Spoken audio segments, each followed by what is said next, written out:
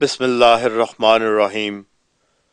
ذہنی امراض کی کئی اقسام ہوتی ہیں اور خود پسندی اور تخیلاتی فینٹسیز اگر ایک حد سے بڑھ جائیں تو یہ بھی ایک خطرناک ذہنی مرض کی صورت اختیار کر لیتی ہیں۔ کینیڈا میں رہائش پذیر ایک پاکستانی AK شیخ، ان صاحب کو کیمرے کے سامنے بیٹھ کر اپنی ویڈیوز بنانے کا شوق ہے۔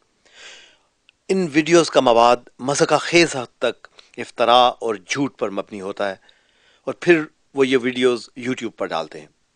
ہمیں اس بات سے غرض نہیں کہ انہیں اپنی اس حرکت سے کتنی ذہنی تسکین حاصل ہوتی ہے یا وہ خود کو کتنی مرتبہ دن میں دیکھتے ہیں، لیکن گزشتہ دنوں ان صاحب نے جماعت احمدیہ کے گلوبل ٹیلی ویژن نیٹ ورک مسلم ٹیلی ویژن احمدیہ انٹرنیشنل کے حوالے سے اپنی ایک ویڈیو یوٹیوب پر پوسٹ کی، جسے دیکھ کر فوراً احساس ہوتا ہے کہ یا تو شیخ صاحب بالکل ہی پٹڑی سے اتر گئے ہیں یا پھر اپنی جہالت اور کم علمی کا ایک زبردست ثبوت خود ہی یوٹیوب پر ڈال دیا ہے، اور یا پھر ان دونوں حالتوں کا مرکب۔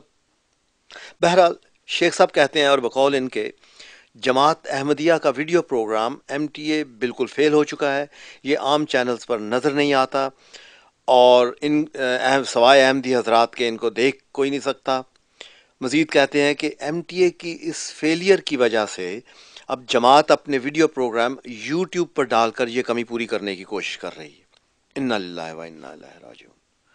شیخ صاحب، اگر آپ آج کے سیٹلائٹ نظام اور براڈ کاسٹ انڈسٹری کے بنیادی علم سے بھی نابلد ہیں تو کسی بچے وغیرہ سے ہی مشورہ کر لیا ہوتا۔ آج کا تو بچہ بھی ان تمام چیزوں کے علم سے بخوبی واقف ہے۔ ویسے ممکن ہے کہ آپ کی ظاہری حالت کے پیش نظر بچے تو آپ کے ارد گرد اکیلے الاؤڈ بھی نہیں ہوں گے۔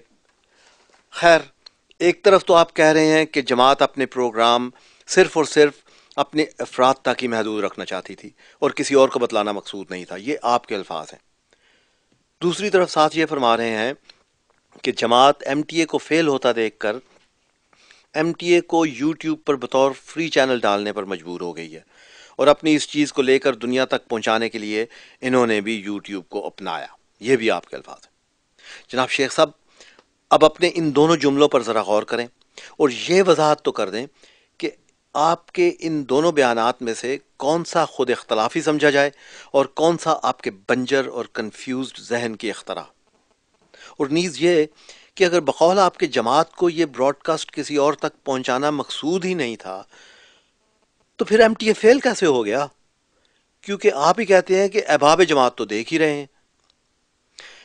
MTA کے ایک ناظر اور ادنا کارکن ہونے کے ناطے میں آپ کو محض آپ کے جھوٹ کے پلندے کھولنے کے لیے بتاتا ہوں کہ اس چینل نے کیا کیا ہے اب تک۔ MTA کے فی الوقت 4 چینل چل رہے ہیں اور خدا کے فضل سے گزشتہ 15 سال سے MTA ساری دنیا میں DTH یعنی ڈائریکٹ ٹو ہوم سروس اور میں انسبسکرائبڈ انسکریمبلڈ فری ٹو ایئر سروس کے طور پر چل رہا ہے۔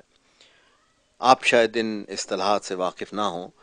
بہرحال اس کے علاوہ MTA فی الوقت 8 مختلف سیٹلائٹس پر دنیا کے میجر بین الاقوامی چینلز کے شانہ بشانہ کرۂ ارض کے ہر کونے میں فری ٹو ایئر کسی بھی عام ٹیلی ویژن سیٹلائٹ ریسیور کے ذریعے دیکھا جا سکتا ہے۔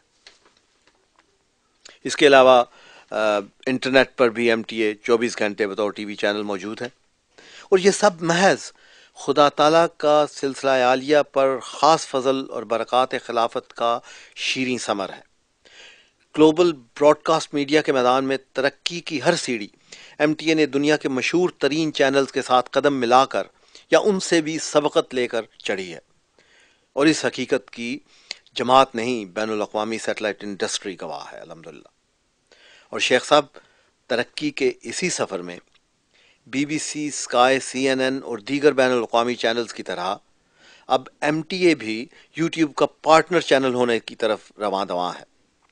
لیکن جناب کے خیال میں تو یوٹیوب پر وہ چینل جاتے ہیں جو فیل ہو جاتے ہیں۔ اگر وہ لوگ آپ کی یہ احمقانہ توجیہ سن لیں تو آپ کے ساتھ شاید وہ سلوک کریں جس کی مجھے اجازت نہیں۔